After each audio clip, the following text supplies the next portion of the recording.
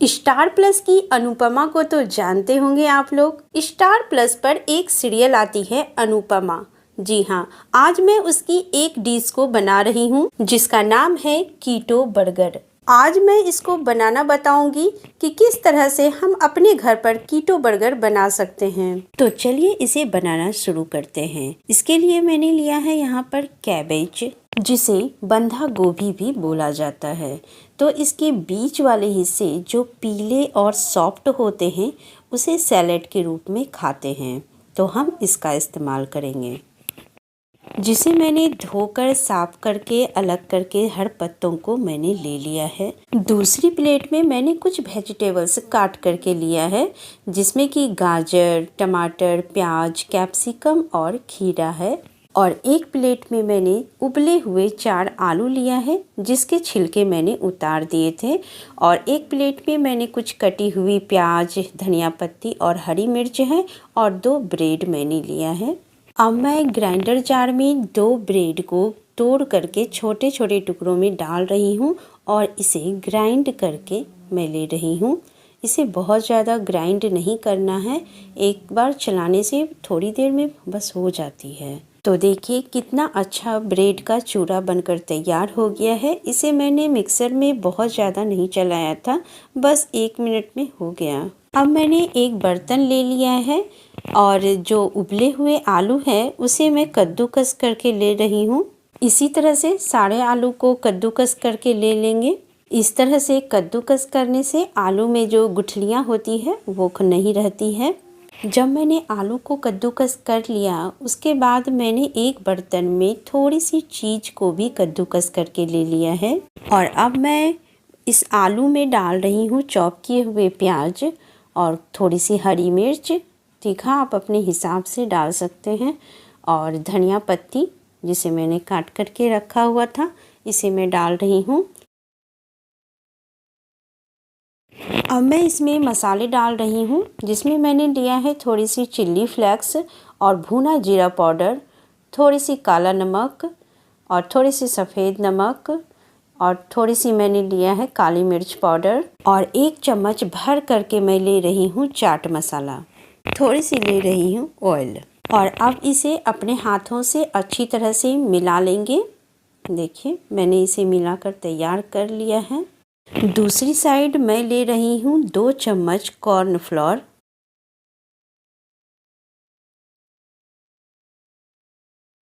और अब हम इसमें थोड़ी सी पानी डाल करके घोल बना लेंगे। इसे बहुत ज़्यादा गाढ़ा नहीं करना है, जैसा मैंने रखा है ठीक इसी तरह से रखना है।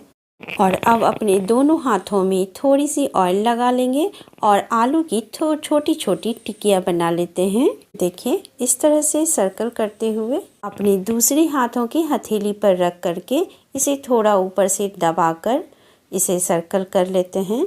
देखिए इस तरह से आलू की टिक्की बना लेंगे। इसी तरह से सारे आलू की टिक्की बनाकर तैयार कर लेते हैं। इतने से आलू में करीब 12-13 टिक्कियाँ बनकर तैयार हो गया है।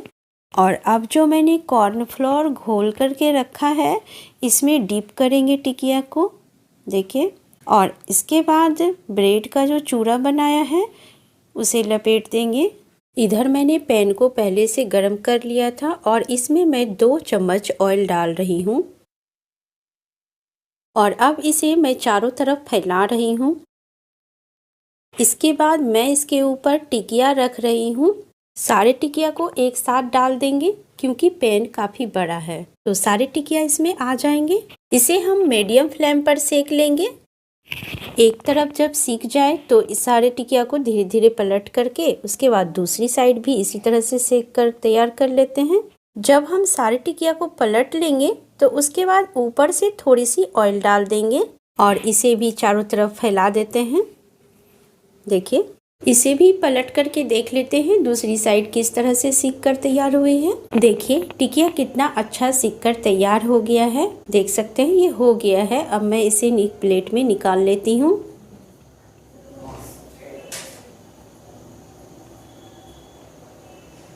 ये टिकिया काफ़ी क्रंची और क्रिस्पी बनी है। तो मैंने सारी टिकिया को सेक करके तैयार कर लिया है और अब मैं इसी पैन पर कुछ पनीर सेक रही हूँ। देखिए ये मैंने पनीर का कुछ टुकड़ा ले लिया है और इसे सेक लेते हैं।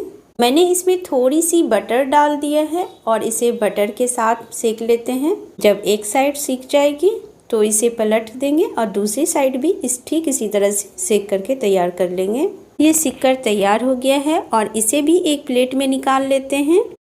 वापस से इसी पैन में कुछ कैप्सिकम को डाल करके सेक लेंगे। तो देखिए सारे कैप्सिकम को मैंने इस पर फैला दिया है और इसे हल्का सा सेकना है, बहुत ज़्यादा नहीं सेकना है, ताकि इसके हल्के से क्रंचीपन रहना चाहिए। इसके ऊपर थोड़ी सी बटर मैंने डाल दिया है और बटर के साथ इसे सेक लेंगे।